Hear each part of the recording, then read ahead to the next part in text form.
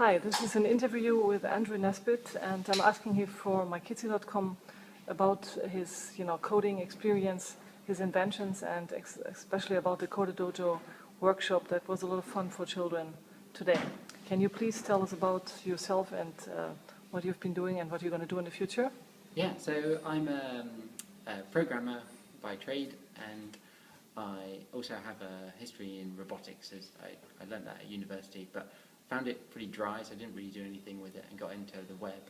And then about a year ago, got into actually kind of robotics again, but from completely the opposite side. Rather than learning all of the theory and everything, it's just about programming with web technologies, robots, and in particular these flying robots called quadcopters, and using a particular technology which is called Node.js to allow you to use JavaScript to control robots, which is really lowering the barrier to entry to getting into robotics.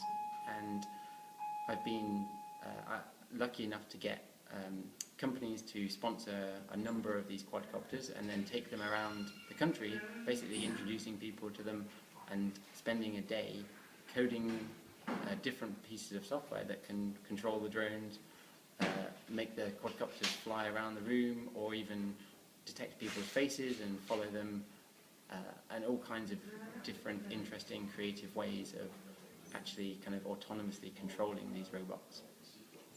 Great. Can you tell us your experience with children, why you think, because today was a children's event, why you think it's really interesting to introduce children at an early age into the whole idea of coding and robotics? Yeah, so today's the first event that I've done with kids with the quadcopters. And Code Dojo is the perfect place to do it because it's like a big kind of playground where you actually learn stuff as well. They'd already done, some of the kids had already played with JavaScript, so they had a little bit of knowledge about what they were doing already. Other kids were just kind of learning, and the speed that they pick things up is orders of magnitude faster than adults, and so you can give them a taster of something and then watch them just like eat it up completely and start doing things that you couldn't possibly imagine. And they're so much more creative, and their brains are so much more kind of open to new ideas that when you introduce them to a new technology, they just take to it like a duck to water. And today we saw people doing all kinds of really interesting things, and like actually having a physical output to code that they write, rather than just something on a screen. They're actually making things physically move around the room. How do you think this kind of experience is different from what is being introduced to schools and going to classrooms and teaching children how to code? Because there's a quite different approach, I think, much more fun, less pressure on education. How would you see that difference? It's a lot more kind of, there's a physical output to the stuff that you do. It's still quite complicated, and there's still a lot to learn, and we really only had an introduction today. But when you actually write a line of code and you see something happen in the real world, like you can write a line of simple JavaScript which can make a robot take off and spin around in the room that you're in and then flip in the air, that's so much more kind of engaging, and suddenly your computer just had an effect on the real world.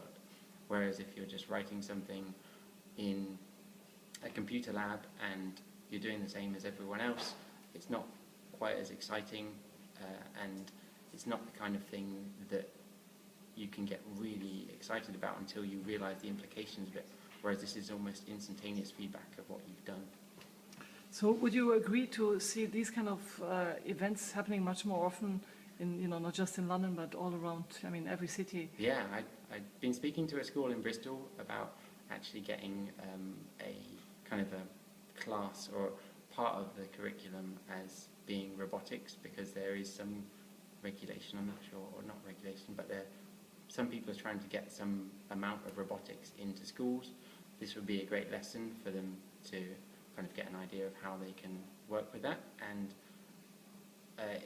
the quadcopters are a little bit dangerous probably to get through all of the red tape, but there are robots with wheels that would drive around on your desk in a very similar fashion and would be a lot less dangerous and probably break a lot less.